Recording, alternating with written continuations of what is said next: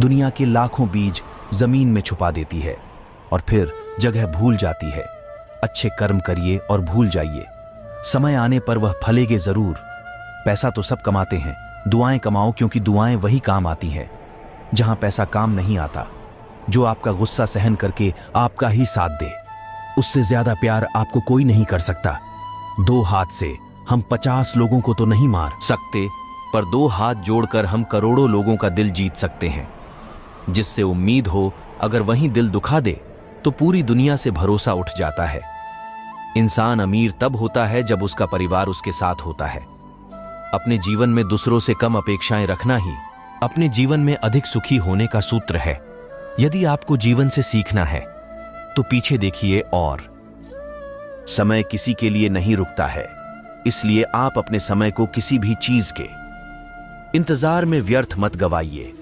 यह दुनिया मतलबी है, लेकिन जो व्यक्ति इसकी असलियत समझ जाता है वो इन सभी चीजों से दूर होकर सुख को प्राप्त जरूर करता है।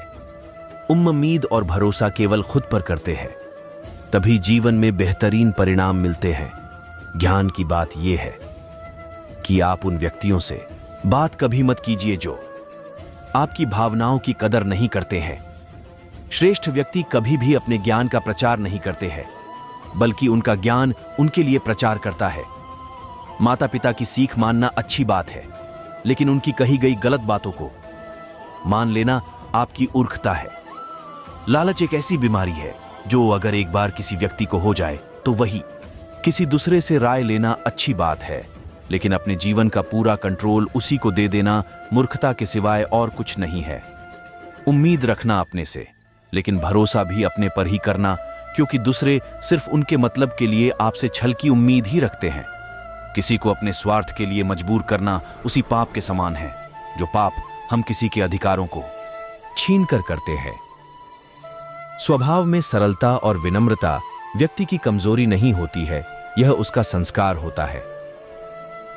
भगवान बुद्ध ने महल का त्याग कर दिया था शांति की तलाश में, और आजकल लोग शांति का त्याग कर रहे हैं महल की तलाश में।